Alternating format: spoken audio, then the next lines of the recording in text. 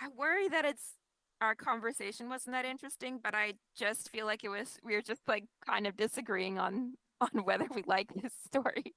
But I'm so disappointed in you, Aurora. No, I'm just kidding. Yeah, well, I it's mean, fine.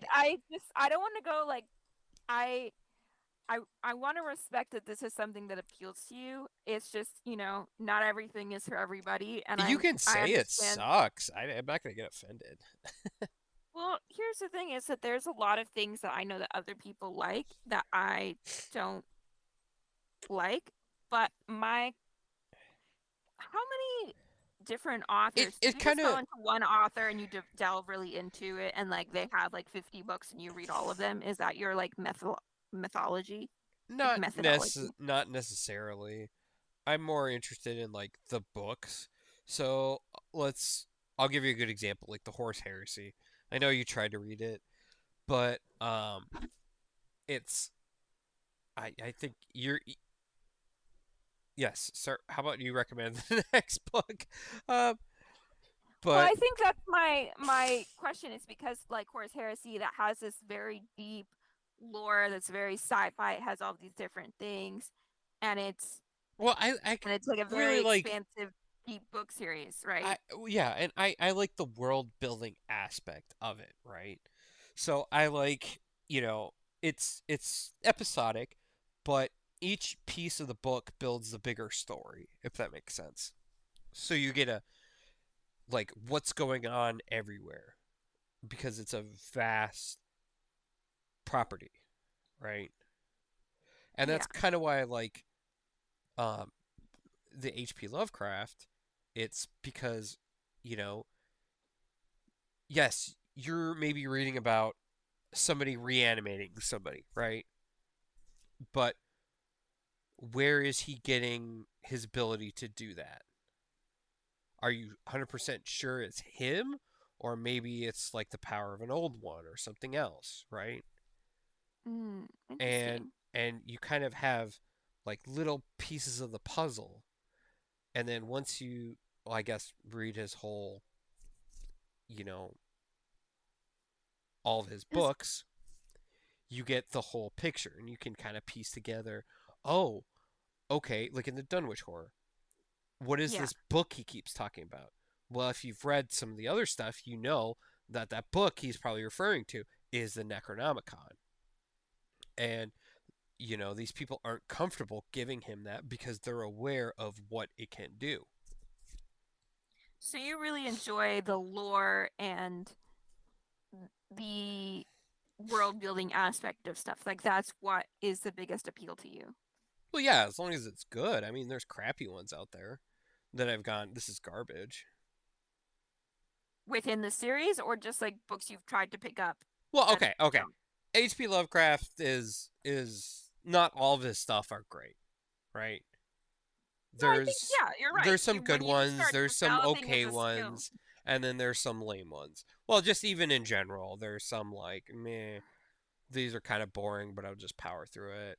And then there are some other ones like I get your criticism where it's like, oh, this one was just boring. I was like, yeah, I can kind of see it if you're not really interested in like the anthropology aspect of it, where it's just kind of like So meh. here's the thing is that I like the anthropology. My problem is the perspective, right?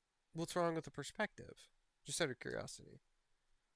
It's not a perspective that I can relate to, but it is a perspective that is enforced by common society, so it's not an interesting perspective to me. It is just like that's like one of my favorite classes I ever took was a cultural anthropology class, right? But that class specifically tried to deconstruct the white man going into other cultures and kind of pathologizing it to a degree. Yeah. And so when we had when one of my classes in high school was like a whole semester where we discussed different Native American tribes and all this, and it wasn't from like a white person cultural anthropologist. It was like, here are these people's legends, here are these things, and this is like how they live. It wasn't like here's this like it wasn't done in this kind of like it's because culture anthropology, we only interpret things through our own bias, right? And so when you're already seeing, like, I already have my own bias of things, and when you're seeing something through somebody else's bias, it's also just a different view. And I find that personal type of view like less engaging personally to me. Okay, so then here's a question. So you said a book that you thought was kind of more in line with like a good horror story was this girl who gets stalked by somebody who thinks oh, what was it? So she's a writer. She's a writer, and this guy is convinced that she's like the main character in her book, even though she's like completely opposite from this character. He's like, no, you're going to be the reincarnation of her. And he's So just like, this sounds more like a true crime type thing. Is that kind of what scares you more, like a true crime? I, I think to, well, it was just like it was more of a thriller because I think her perspective was more interesting to me. I think like that's the difference is the So you perspective could aspect. relate to the person a little bit more than something like a Call of Cthulhu or the Well, because Dunwich Horror. I really like culture anthropology. Like one of my favorite books is Debt, written by a culture anthropologist, right? And he talks about all these different cultures and stuff like that. But it's not from this view of like this is inherently good and this is inherently bad. And I still feel like even though you explained that H.P. Lovecraft doesn't have these, he doesn't believe in this generic good and evil, this kind of idea is that these creatures beyond our comprehension are inherently bad just because we cannot comprehend them. Well, yeah, kind of. Not necessarily, but it's more to it than just that. But just from the books we read, yeah, that is a good Like, assessment. and so I'm sure there's lots of things that they do are horrific, maybe even especially to humans because they do not consider humans beings worthy of anything because they are so much more advanced than us. And that is a different type of personal horror that somebody else can Well, write. so there's a book series called Monster Hunter International. I really enjoy it. It is fantastic. There's a bunch of books, but they do use one of the old ones as kind of one of the villains, right? Hmm. In one of the stories, and it's pretty interesting because you kind of do see from the perspective of like the cultist, right? So, long story short, uh, the main character accidentally nukes an old one. It doesn't do anything, but it pisses off the old one enough that he sends a message to his, we'll say, underlings or cultists to go after this guy. Right? He only gives a name, and then so one of the next books starts off with him fighting like these ultra high up cult leaders that are like impossible to fight because they have powers of the old one. And maybe that's something more in line with what you're interested in because it I does mean, kind of maybe. give a little bit more clear motivation and there is like definitive it's an action book. It's like a fantasy. They're really good though. I enjoy them a lot.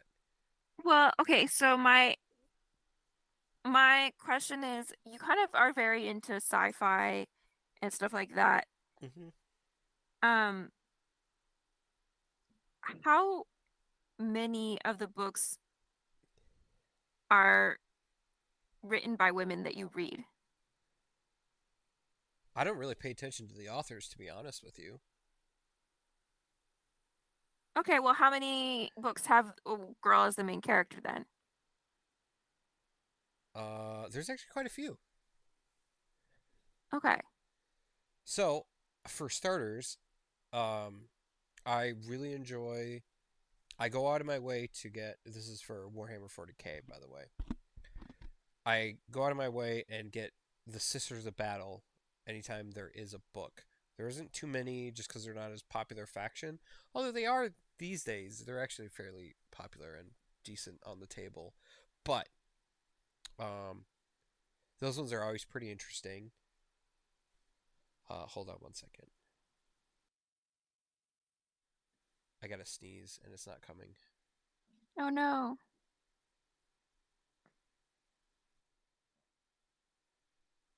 Oh crap. Okay, you know what? Here, I'm gonna take you with me, and we're gonna go explore Mhm. really quick. Okay. So I I'm just curious about like what your exposure is to different things because I think our concepts are always limited to what we have exposure to. So I mean, isn't I that true for everything though? yeah. Well, what I'm saying is like when you have fiction that you read and I'm like, "Oh, well, I've read a book that I would consider that hits me more in this certain aspect." Ah, And you enjoy things like you have things that you enjoy and there are things that you do for like enjoyment and it's like that is your niche, right? But it's like how much of your stuff do you do that's like branching out outside of your niche? all right. Let's go through some of my books. All right, Battle Angel Alita. I have pretty much the whole series. Alice Adventure in Wonderland. Douglas Adam, The Ultimate Hitchhiker's Guide to the Galaxy. Art of War, because why not? Uh, Edgar Allan By Sun Poe. Tzu, Huh? the Sun Tzu one. The Art of War? Never mind. Art of War is isn't that Tolstoy maybe? What? No, Okay, sorry, it's hold on. Sun. I think it's Sun Tzu. Okay, that's it is. I just messed up the name, that's all. Okay, yeah. Okay. I listened Hey, to the audiobook of that one. yeah, it's good. Art of War. And it's kind of interesting because I mean, you can use a lot of his lessons just in your own personal life, and it's fascinating. Um, Well, I think a lot of it's just like know yourself, know your weaknesses. well, no, it's mainly know your other person's weaknesses too. Right, but if you don't know your own, then that's useless. Uh, then we have Calvin and Hobbes. Then we have the Complete Far Side, which hells yeah, a bunch of different comics. So we have Jimmy the Homicidal Maniac, Leonore, which is adorable. Nightmare and Fairy Tales. I Hate Fairyland, which is hilarious. Zombies versus Robots. We have V for Vendetta, Wanted, Smoke, From Hell, Watchmen, a few Batmans. They're all kind of like single episodic ones, though. The Flash, Silver, The Max, which is a great series. If you ever get a chance to watch the show, watch it. It's really interesting. The Walking Dead, before it was a show, Deadpool. Then we had Berserk, Scott Pilgrim. And then I have. You're talking about like female leads? Here we go. A series of unfortunate events. Oh, I love that series. That was great. Yes. Artemis Fowl. I only have three of his Oh, I books, though. love that one. I loved that one as a Yeah. kid. Yeah, those were really good. And then I have a bunch of Warhammer books. Um, then I have Kick Ass, Trans Metropolitan, which is also a really good series. The Sandman, Hellboy, League of Extraordinary Gentlemen, Tank Girl, another female led one, Sin City, Spawn, pretty much most of them. And then I got some picture kind of like art books. So Nothing But Mech, Heaven's Hell, Half Life 2, Raising the Bar. Then I have all my basically rule books. I have all my codexes and stuff for Warhammer. Uh, ooh, sorry. I have the core rule books for Pathfinder, Starfinder, and Dungeons and Dragons. So, and then I have all my school books. I'm literally just going through my stuff. Yeah, you're just looking at your like bookshelf, right? Yeah, What yeah. kind of books do you get? Do you have any books that are fictional that you have to read for school or that you remember reading for school? Yeah, I have a whole fucking thing of it. It was garbage though. I hated it. They were just so boring. No, I totally get it, but I was just wondering like which ones were you more exposed to? Oh my god. Let me see if I can find it. I don't know where I put it. Well, I don't know. Is it like Charles Dickens' Tale of Two Cities No, kind of no, classics, no, or no, are no. they They're like novelettas and stuff, novels and whatnot, and they're all just horribly boring and uninteresting. But I have to read like ethics and um, what was the other one? Psychology books, economics, that kind of right? stuff. Well, okay. What kind of well, the school books were boring, but what are they that was boring? What are the authors of those? Those are because it could just because there are books that we excite and there are books that we expose to. Even if we don't like things, just having different exposure, we know what we do and don't like, right? Yeah. So I was just curious, like, what kind of books are you exposed to at school? Because it just because am in support of reading what you enjoy for fun, Oh you yeah. know. Yeah. No, it was like I couldn't even tell you. It's been a while since I did it, and I had Kim help me out with the class. I probably shouldn't have said that, but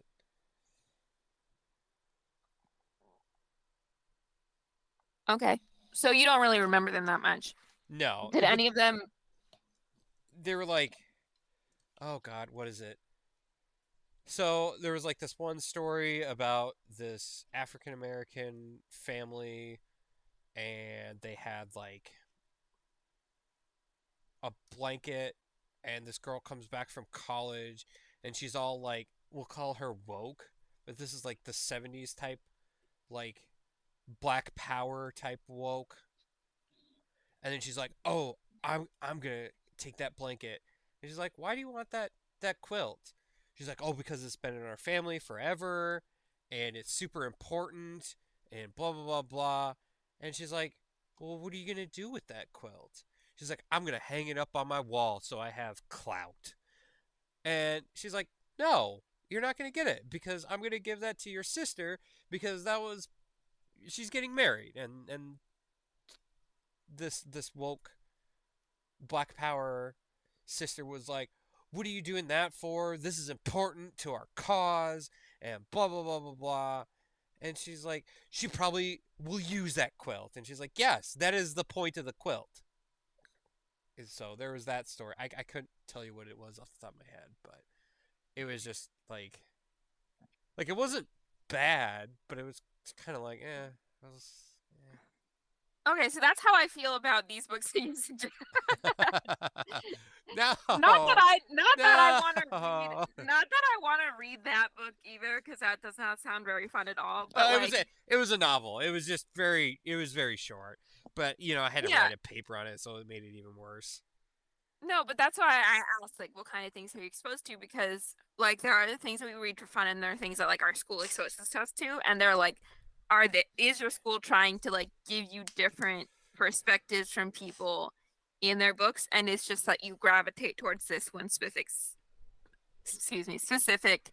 like niche and genre Yeah. and perspective or is it just that or is it that there's like more options that you haven't like explored yet like there's I Well, I'm really sure there's more options out there. I'm just not interested in them. They just don't interest me.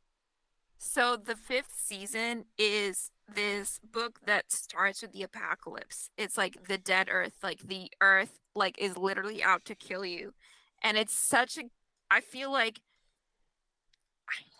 I feel like it's a three-book series. I think that it's got this kind of dystopia that you're interested in, and it's kind of got this like anthropological like in some of the books it has this anthropological perspective that you might be interested in. So I would like you to try to give it to like a listen Okay. or a read and see if you can get into it because I think that that is one that aligns with the things that you like. It's I think it's on I can't I don't know how to describe it, whether it's more fantasy or more sci-fi, but because it's not like technologically advanced, I would call it a little bit more on the fantasy side in a lot of ways. It's but I think that I would recommend that book for that. So give it a listen and just see if you can get into it. If not, I'll try to figure out a different one. But I No, think it's that fine. Here, like, I mean, I have a broad category of stuff, right? I don't just exclusively listen to this kind of stuff. So, like, well, no, okay, so I'm not here's the thing is I'm trying to find something that like is within your interests enough that it's not tediously boring, right? Because there's only so much free time you have, and when we're doing stuff for the podcast, like you already have homework. I'm not gonna make you have like homework for the here's some more homework for you. Here's a 28-hour book you should listen to. Have fun. uh the the fifth season is really long, so if you can't get into it, you can't get into it. But I feel I like the perspective is really interesting and the I world building think is I've fun. heard I think I've heard of the fifth season, honestly. I've So like talked about it a year ago when I read it. there you go. Here's some books that like you probably would be like, why the hell is he reading that? Um, Memory Wake Omnibus, the complete YA fantasy series. It's very fruity, kind of like, oh, I lost my memory, and then she discovers she's important, and blah blah blah blah. It's Is kind it of by funny. Selena A. Finch? Finich? Yes, it is actually. Okay, my I found it on my library app, but they don't have it. Go figure. Uh, so we did the bullshit jobs. We could go back through and edit that, but I mean, we could just talk about that one again at some point. We could. I I feel like yeah, we could redo that one, but I don't know if we would have anything interesting to say about it because I thought our general conclusion of you saying, you know what, was kind of long, but I think that an article would have been good enough. Well, I mean, there's still a take on it. Like, don't get me wrong, I did find it interesting, but Okay. I could have gotten the same amount of information off of the article. That's what I'm getting. Yeah. No, For that's me, totally fair. somebody who is fairly busy, I'm not trying to say you're not busy, but you got a No, little bit more disposable time than I do I every have more day. disposable time. I just don't have a lot of energy, so I can listen to the book. So when you are more strapped for time, I totally get that where you're like, "Hmm." Another series that you might be interested in is if you like kind of like fantasy and war and grimdark stuff, you might like the Poppy War. Hmm. Um, you know, have you heard of I Have No Mouth and I Must Scream? Oh, This one, since you kind of said you find it more horrifying relating to the people or the old ones or whatever that got frozen and are well, aware just of everything. just the idea of like being conscious, not being able to move because like I've not being able to move, but like that is what I experienced though. Like I am trapped in bed, unable to move for months, right? So that Okay, is like a horror that I have intimate knowledge of.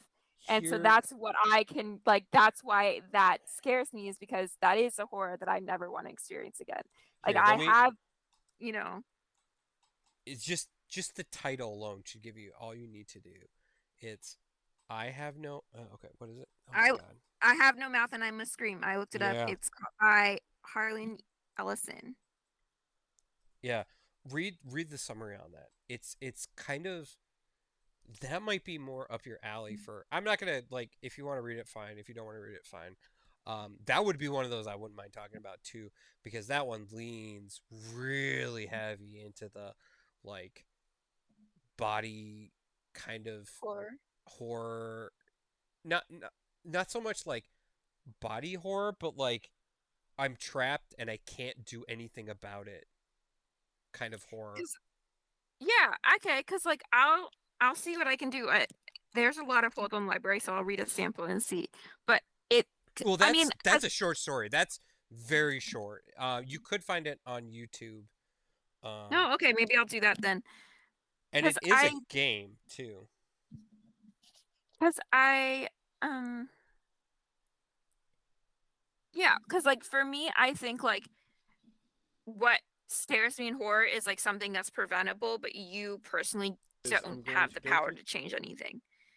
So like in all of these stories in Lovecraft, like they do avert disaster, and so but like for me, like the knowing like like the horror to me is like for example like climate change is coming and like I personally am not going to be able to do anything about it, right? Hmm. Like we're just going to have like a lot of people dying because of the heat, dying because of famine, whatever, and like I personally am almost only able to further our demise because I exist in the Western world and I rely on fossil fuels. Hmm. So, like, that is to me the horror. Like, even if I individually gave up everything, that would not make any difference. Hmm. Um, like, I do try my heart, like, try not to be, like, I try within my ability to be more environmentally friendly, but like, because I mean, I can see like we're having so many more natural disasters than we used to, and we're gonna get so many climate refugees and all these other things, right? Like our climate is becoming more like tumultuous, and so um, like you see like New York City flooding, and you see I don't know the what is it like that tornado or something that hit you guys? Hurricane. It Hurricane. didn't really do anything though. It's fine. Well, you guys are fine. You're probably in a good area, right? Well, no, it didn't even really do anything to California in general. No, that's good.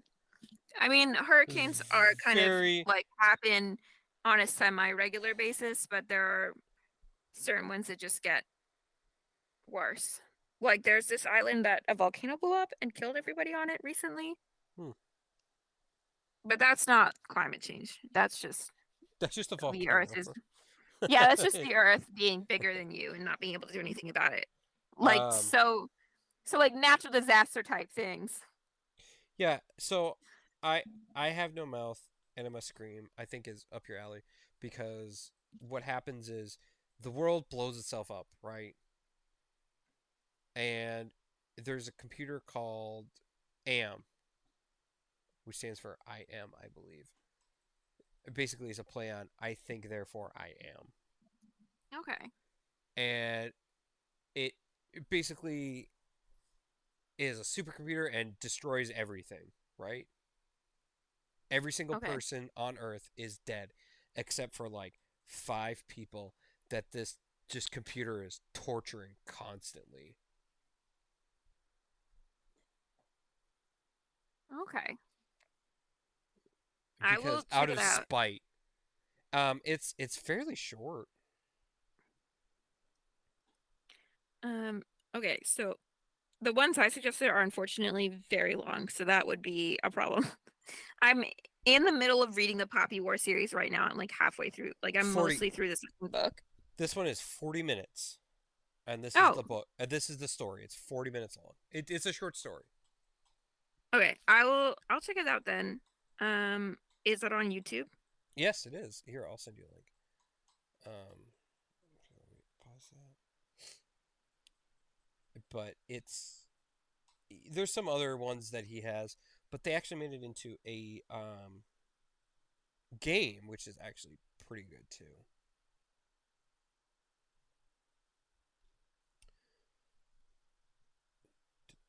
I'll send it to you on Is the Facebook. full audiobook Harlan Ellison version? Let me take a look because I have it on my. It's 40 minutes on this YouTube, so I'll see if that's good enough. Is it this one? Um,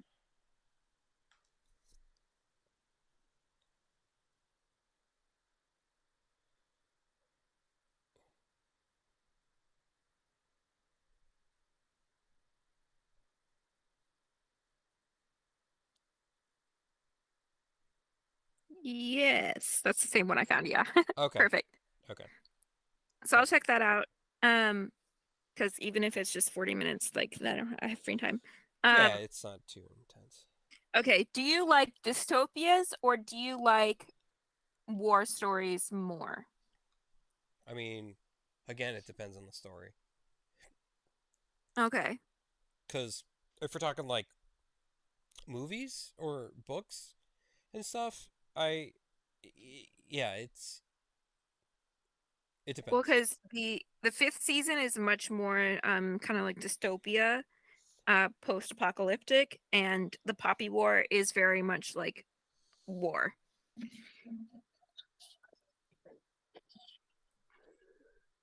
So it's like a in the Poppy War, it's like a girl whose parents are like opium dealers, and they're originally gonna like basically marry her off to a magistrate to like get some deal, but she like studies her ass off to try to get into like this military academy. And so, What and was the then other war one? breaks out. So I got the Poppy Wars. What was the other one? The fifth season.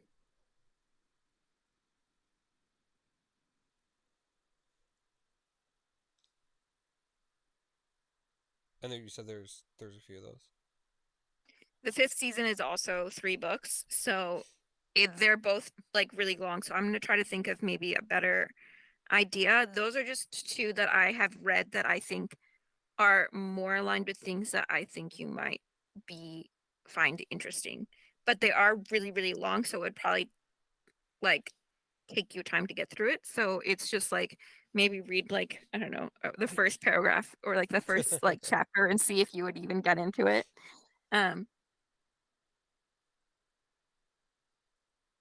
the yeah, it's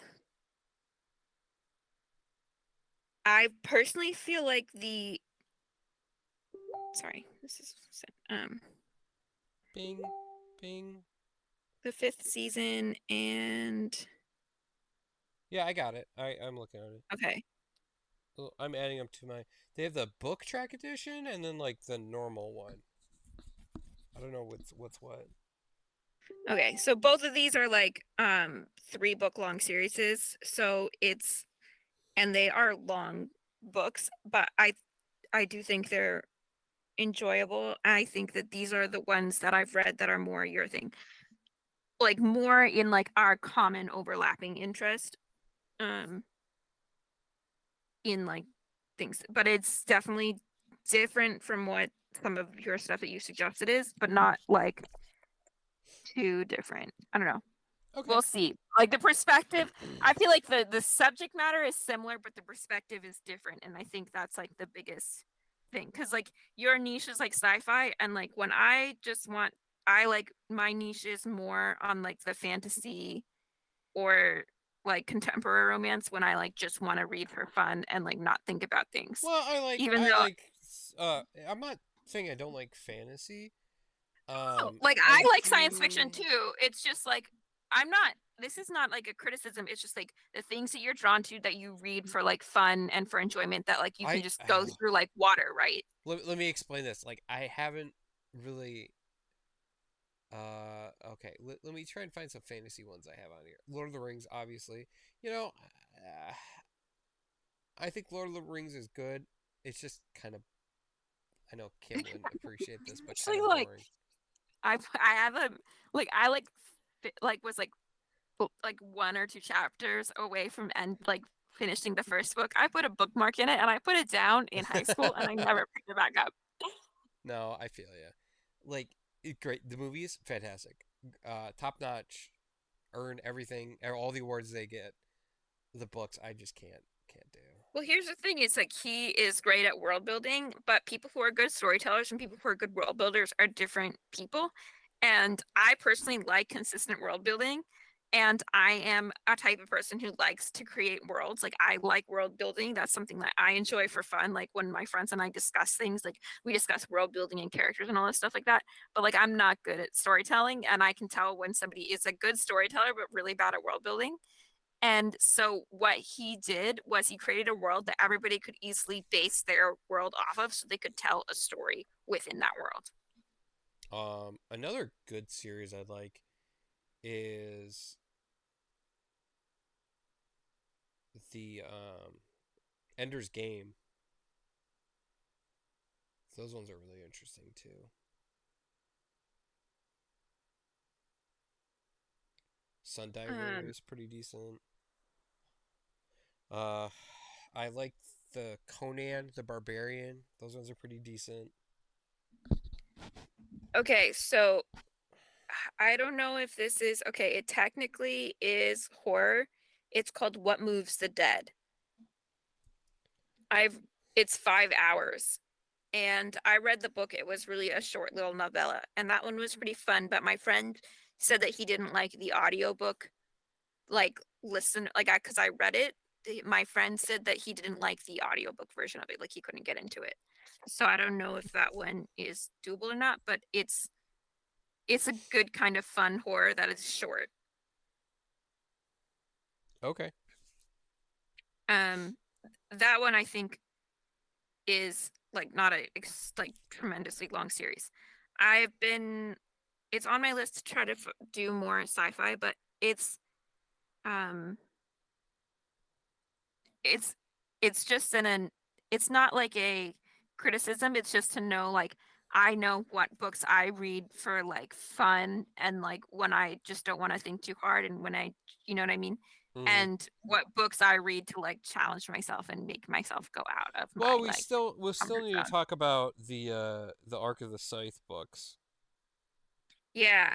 Those I still have the last book on hold, but we'll get there soon. Okay, that's fine. I think Um, those would be good. Um those are pretty good. those would be Those are like young adult books too, yeah.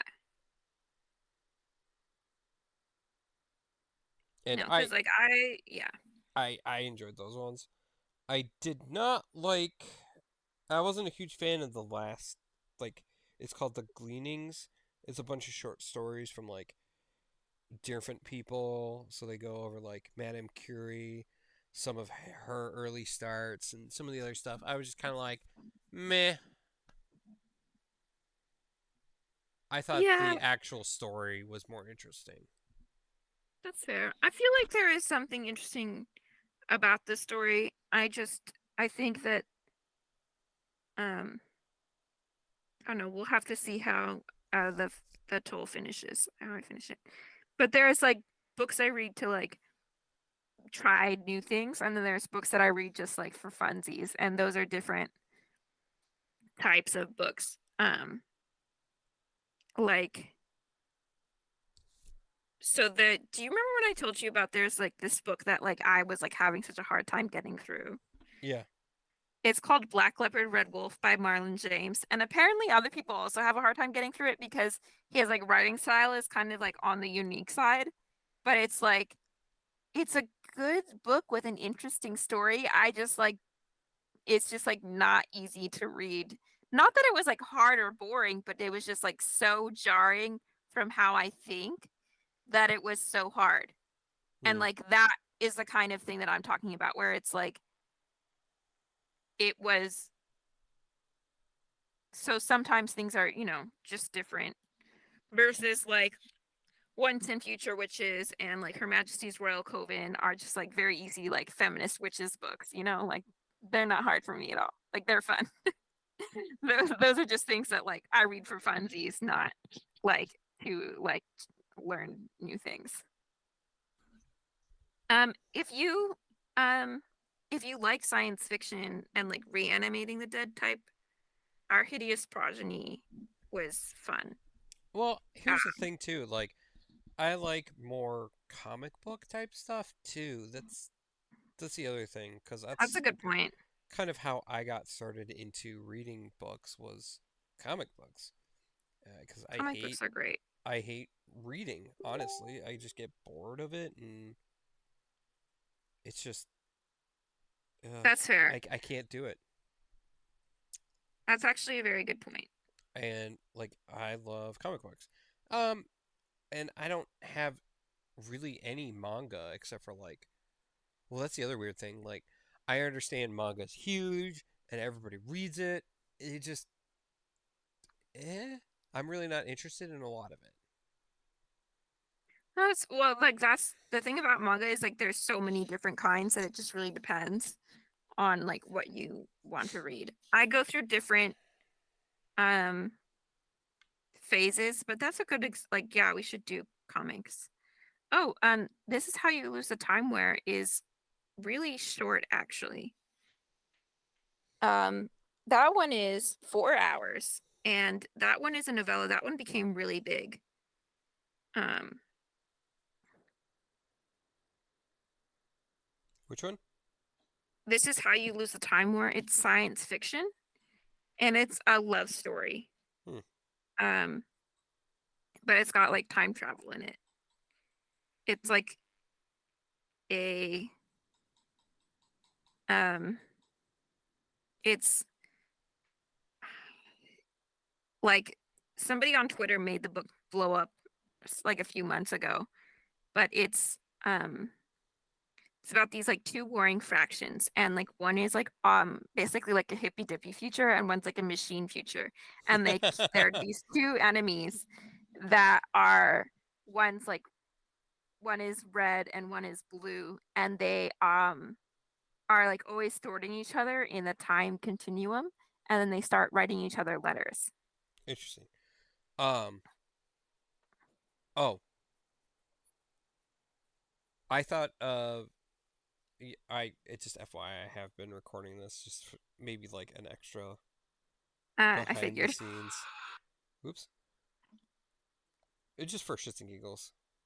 Why not? No, I feel like we always have good conversations when we're not in like recording, so I'm glad we're at least Well, recording this. okay. We're not as like we don't have to worry about deviating as much. Right. Trying to stay on topic makes our conversations like more stilted and boring and we can like have more interesting things to say when we can like just Well, go wherever.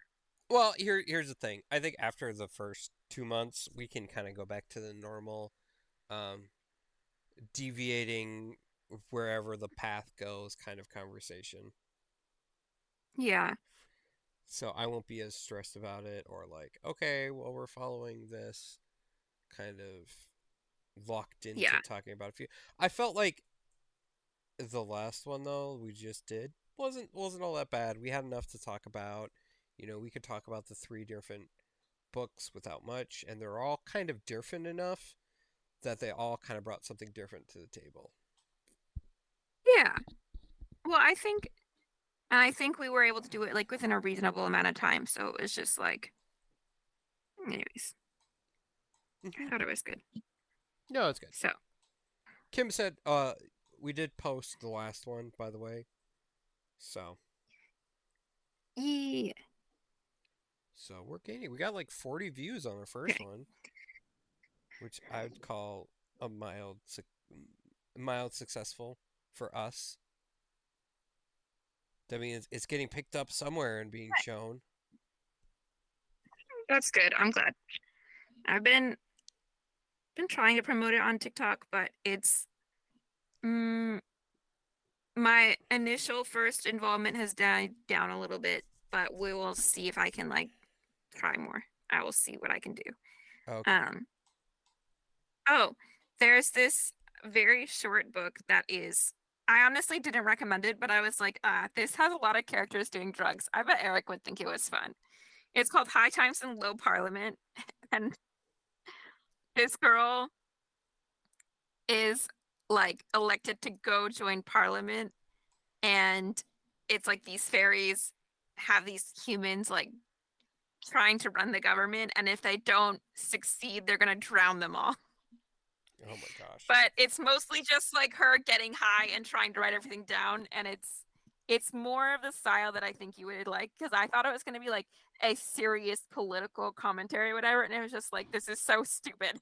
and she That's kind of falls funny. and she falls in love with this like person who's like one of the speakers who like dances, and that, like it just is like very much she's on drugs the whole time. I feel like you would, if you like characters that do drugs, then that would be a fun one. But Well, it okay. was So here's something I was I was thinking about too, kind of like, okay, what are some podcast ideas? I have some story time. We'll call it drug story time for you. okay. And I can tell you the experience I had with doing 15 grams of mushrooms, which, if you know anything about that, that is an insane amount. Like, I remember you telling me how you took mushrooms before you went on the airplane, and you were like, it could, for anybody else, it would have been a bad experience, but because you like machines, like it was like a good experience you because you good? like a machine. Yeah. No, and I that is something I kind of want to talk about and explore in an episode too, because I think it would be interesting in its own right. Because like, most people when you say psychedelics, right? You think, oh, hippie, one with nature, blah blah blah blah blah blah blah, right? Yeah. Isn't that what you kind of think of? To some people, potentially. Well, Like it depends on like, because like a lot of doing drugs, I feel like is like people doing cocaine and Ritalin to work more, well, and that's a different kind of drugs. But like well, psychedelics is definitely psychedelics, like yeah, out in the desert, like or in doing shrooms or like nature, Coachella. yeah. Yeah.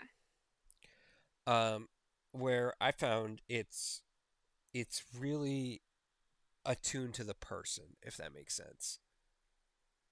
So right, Yeah. I have a very mechanically inclined mind. I've been working, maintenance for however long, and I understand like machines, if that makes sense.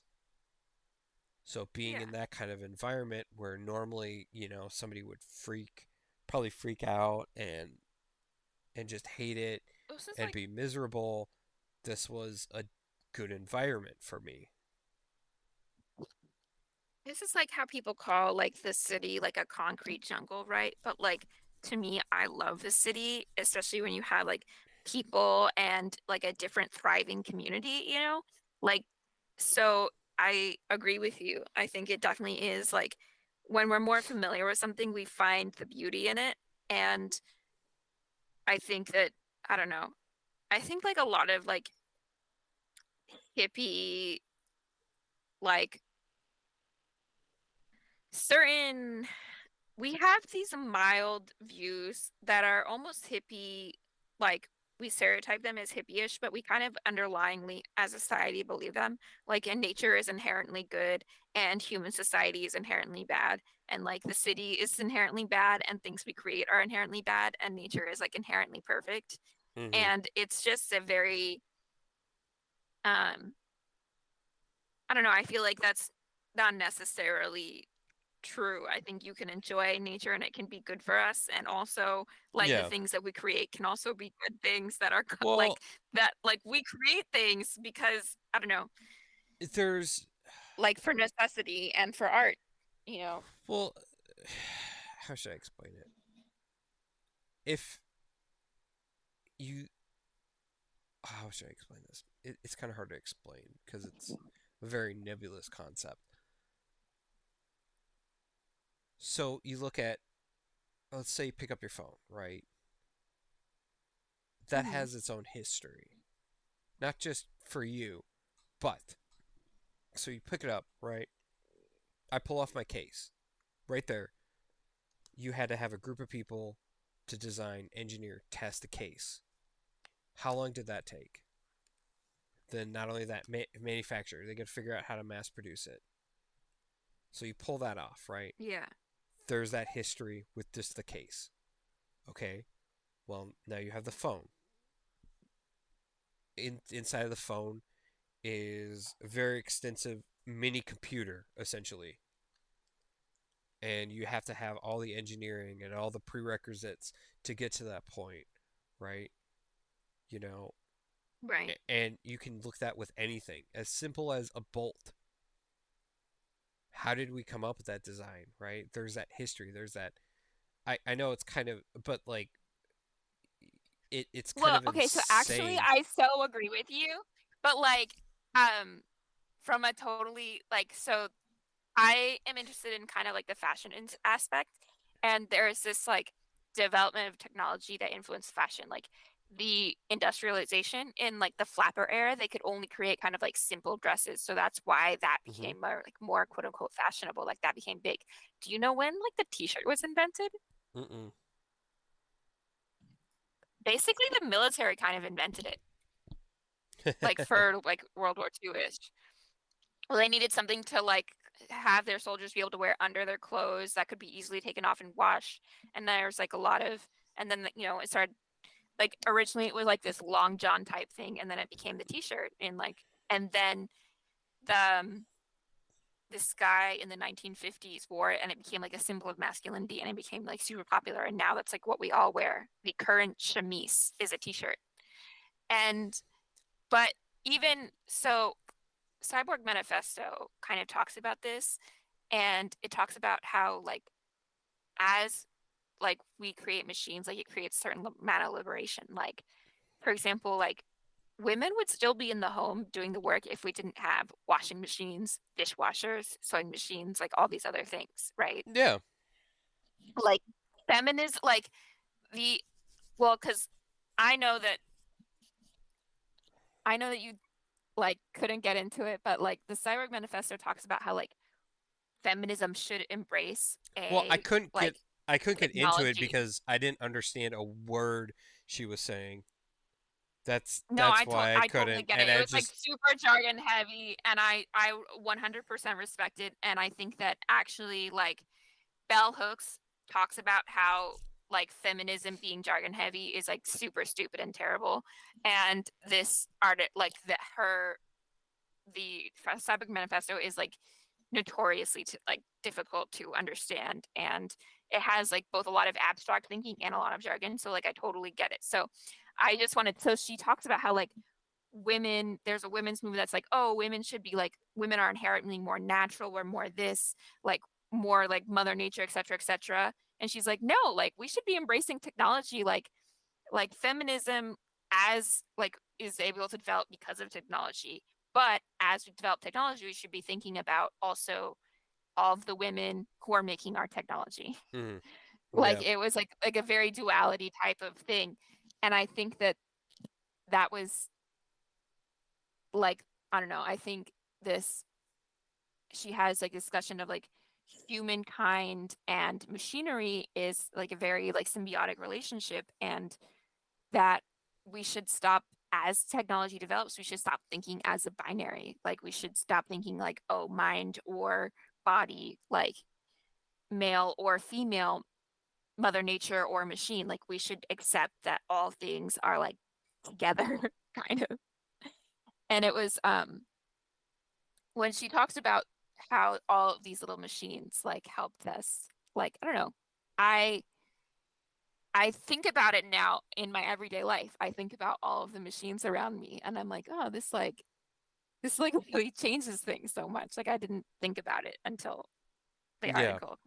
Yeah. Um, It's just kind of like I said, it's interesting and you know, uh doing mushrooms like that has well, like kind you, of like it's crazy to think about. like Be, because you already have that experience of you love machines to a degree, so you get to be an environment that you love, and you get to think about the history. So doing the mushrooms, it like does it like kind of like get you to experience it more fully? Do you like feel more enmeshed with the machine, or is it like just like a more profound appreciation for the like creation of human um I know this is like gonna do you sound. I don't know, does it, Oh, hold on. So I know this is gonna sound crazy, but it kind of felt like you could feel the spirit of the machine and and That is actually what I was going to like ask l- was almost listen and communicate with like I, it's hard to explain. no, I get it. Okay, so It's here's the thing is like a lot of people that don't know machines, they consider machines cold. But because you already have love of machines, you can feel the love of every human person who put effort into making this machine work. So instead of a airplane being like a told like a tin can that's cold hurtling through space that doesn't care about you, to you it feels like being a enveloped by a million hands that worked hard to create it. kind of uh But well like but like an anthropomorphization of that. it kind of yeah you it's if you understand how it works though too. You understand that like um maybe not a million different things need to come together in perfect harmony in order to work. And for anybody else, that sounds terrifying, right? Because, oh my God, if one Well, thing but like goes wrong, a human being needs a million things put together perfectly in order to work too. exactly, right? That's what I'm saying. And it's just the kind of the fascination of,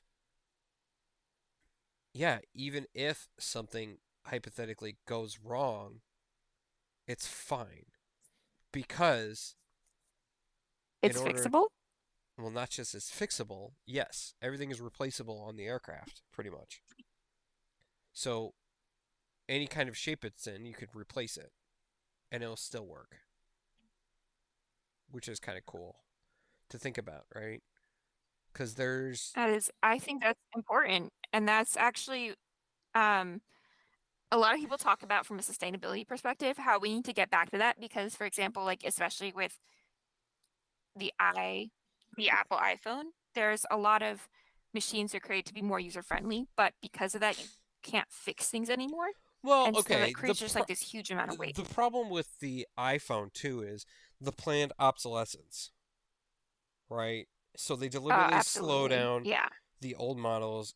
Good luck using a what iPhone 2, you know? That's Yeah. No, nothing's going to work it's with it. just and it's not just the iPhone, it's like literally everything, you know. It's like if you buy a fan, they say, "Okay, we're going to make it work specifically for 2 years and then make it break." And like that and then it's not worth enough to fix, so you just throw away this huge, I don't know. I like just feel like I am somebody who has a hard time throwing things away. And I have had to like enlist help throwing things away because like I don't know, maybe you didn't get it, but like mom has this kind of like thing that she got from our grandparents where they have that kind of like lived through the Great Depression, save everything type of mentality, like make everything work, like don't be wasteful type of thing. And that just isn't how the world works anymore. Like everything is meant to be thrown away. Well, here's And something it's like interesting incredibly hard too. to live. It so I'll tell you like so cars, right? Once it hits a certain mileage, people will trade it in or get rid of it or junk it, right? Well, that car is still fine. And people go, oh, well, it's not worth it to fix it, right? They don't want to do the repairs anymore because the value of the car is so low. What's the point? I feel You know, like, I think about that a lot, and it's like that for everything now. Yeah. and it's like, well, I still have my Corvette, right? And I'm probably not going to get rid of that ever, unless it's one of those things where it's like utter catastrophe happens and it crashes and I got to get rid of it, or Yeah. I have done everything I wanted to do with it, and then it's time to move on to the next project, which won't happen I for mean, a like, very, very how long long time. do people normally keep their cars? 5 years? Really? Yeah, it's super low. Um, and well, the problem. Okay, so if we're going into call culture, hold on. GPT. real quick, I'm gonna find the actual statistics on this because I'm interested now that you brought it up. How long do people keep cars? Oh my god. Yep. Okay, so light trucks, people keep them for about 11 years. Cars, new cars, about 6 to 8 years. Okay, Europe, that's not like terrible, but no, that's not very good because think about it. Loans are about like 3 to 5 years. So they pay off their car and oh, immediately get into a new car, right? that's a good point. Yeah. I mean, Well, my mom's been driving her car for like probably 15 years. well, your mom's also older, but it's people see these like But well, TikTok here's and the thing is that influencers, right? Oh, hold on. here's the thing is my mom's car. Okay, yeah, you can. Okay, Uh, TikTok and influencers. Real good. These people are getting new cars, driving new cars like yearly, right? They got to get the new model, and the car culture right now has kind of played into that, where people are getting these loans or doing, you know, leases and stuff, so they're not really owning the car, Right. and it's they they keep them for a little bit and then boom, roll it off into the next one, and that's racking up their debt super high too. It's actually a huge problem where, I have my Dodge. I love it. I'll keep it until it probably have to give it to one of my kids. Right. Well, here's the thing is like for example, my mom's like car is 50 years old. We've been having problems with it the last few years where it costs a lot to upkeep and maintain it. Like it would like almost like it's like the parts are like kind of too old now. It's very hard to find new parts. It's hard to get it maintained. Like it's constantly breaking now. Like it's can't really be like fixed that much. Like it just I don't know. What kind Like of we car don't is it? Just out of curiosity. it's a nice car. It's an Audi. Like What? my stepdad when my stepdad like first moved mom to Seattle or whatever, he like bought it to impress her. I don't know. So like an RD R8, what is it? V8, uh like different trim line. It's like one of those long it's like a short long one. It's like a very long car. And I she loves it because it's good for her like long legs. Okay. Um because and it's kind of low to the ground and she is very like the seat is very comfortable to be in. I have to say, Greg's Tesla, so uncomfortable to sit in that shit. No, I hate I I, I hate like the Teslas. sorry, Teslas suck. Um, like we but yeah we here's the yeah funny thing. So my Corvette, right? It has an yeah LS motor in it. Worst case scenario, my engine blows up, my transmission goes out. That's that's essentially what a car is, right? That's pretty much everything the car is. yeah the motor. A motor and the transmission. Okay. Well, I can go get a new one. I can go get a new motor um for maybe a couple $1,000. No problem. Okay. That's good. Well, that's a nice thing about knowing how to work on stuff. I think my mom's car, it's like I don't Well, know. some But like yeah, I get it. Some cars do well, like like well, her car is like also like because it's like the fancier car, like they're not necessarily made to be like some of the fancier cars have more expensive maintenance in general anyways. And I just feel like yeah, now it's that the I know price. that, I would never want one. Well, it's the price for a nice Like, car. Okay, yeah, I don't know. here's something for you. So somebody bumped into my car, my Dodge, the other day, and I had to go get it fixed at a body shop. Right, Hmm. the front emblem Just the emblem is $240 to replace that. That's so expensive. Yep. That's like my mom's having a problem with her like bumper, like her bumper got bumped off or scraped off or something like that, and it just like they had to special order it, and it was just like so expensive just to replace the bumper, but just the emblem is 200. That's crazy. Yeah. But that's the price I Why? pay for it's like an exclusivity thing because they Oh, don't the manufacturer doesn't want people putting um like the emblem on just yeah, anything. it's just like porch. It's like $1,000 for a sticker on one of their high end cars, just because they If don't I want ever get a people. car, I heard that Toyota walking around with a fake Porsche with the sticker on it. Yeah, exactly. Well, they don't want people to do that Well, branding. because that cheapens the brand. Yeah. So they price it so high that no normal person would buy it. It'd pretty much just be dealers or body shops or some sort of insurance type claim, right? Because insurance, Yeah. you know, they go to the manufacturer and say, "How much is it for this?" Well, it's $1,000, and we're the only one that manufactured it. They go, "Okay, well, that's the price they set for it. That's what we got to pay." Yeah. So you have read the Norman, um, the design of everyday things, right? Have you like how much of it have you read? Oh, a little bit. He talks a lot about how like the design process is like refining stuff like that, but how it's kind of changed like in modern times. You don't have that same level of refinement. You Mm, just have people making just anything and sending it out. You don't get the same level of like user feedback and development anymore. yeah, And I I think feel that like that that's like is kind something of that I think important. about. I Well, I would think agree like the 100%. internet,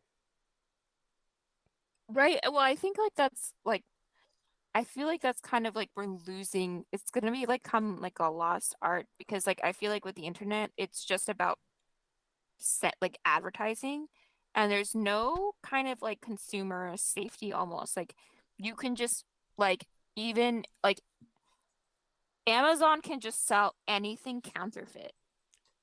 Like Um, people have talked about okay, how hold they've on. gotten Amazon is okay with their stuff. Um, you look at like Wish, Alibaba, and I guess there's a new one out now that sells like knockoff products. Those people are the worst. They don't give a fuck at all. they are worse. But I think that when you buy from them, you're buying a cheaper product knowing that it's a knockoff that's fake from China. When you buy from Amazon, you'll think you're buying the real product and it will be a fake version of it. Like people, man, like I bought a real version in a store, wanted to replace it from Amazon, and the replacement is a counterfeit. Or, like they'll order something and then they'll try to reorder it and they'll be sent like a completely different product. Well, here's the It's thing. If you have like a problem there's with that, Amazon's customer service is good enough that they'll be like, "Yeah, okay, here you go."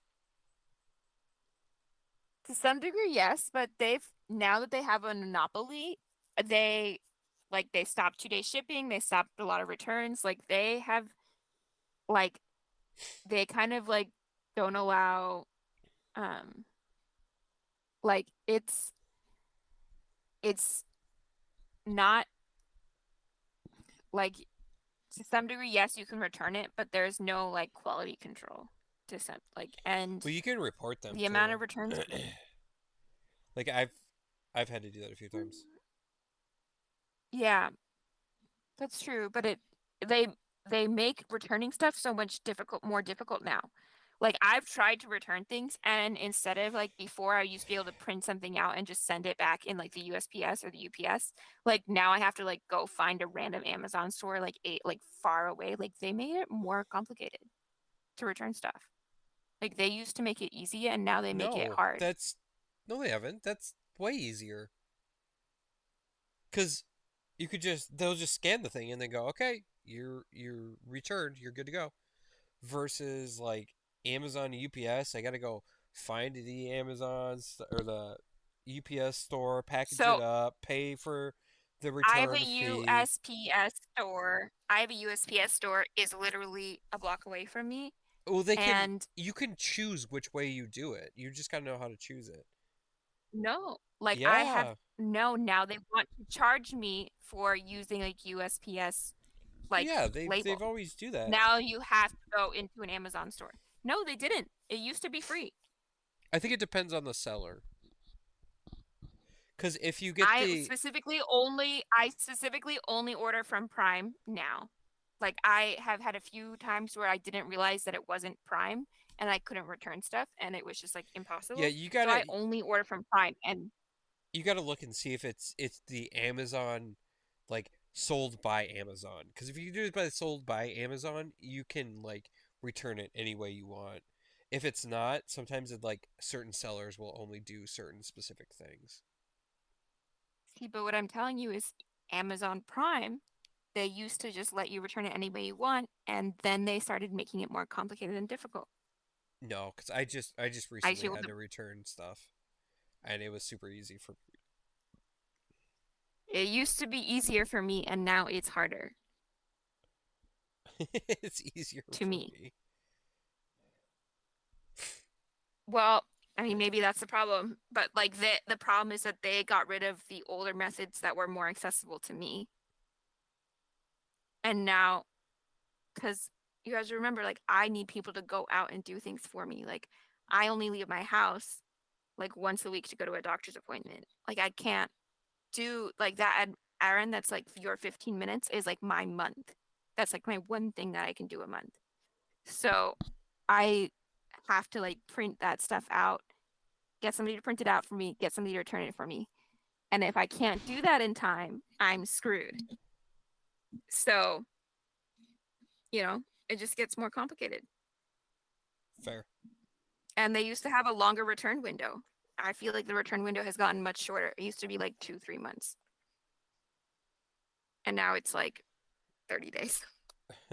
And when, like, I get why, but it just, because it changes, now I'm like scared to order stuff on Amazon.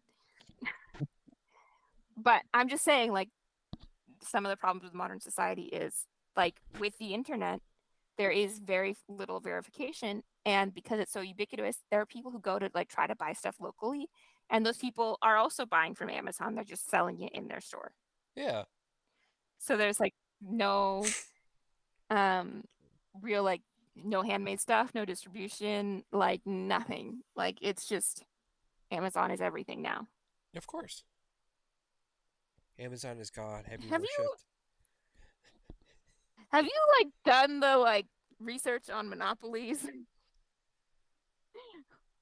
No. Should I or have? like well, I was just curious. I haven't done my research on the Detroit thing, so fair.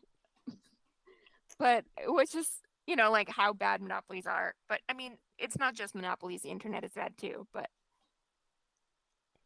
Well, like the internet making things more about people buying them without seeing them means that the there's no design internet review kind of. is good. It's how you use it.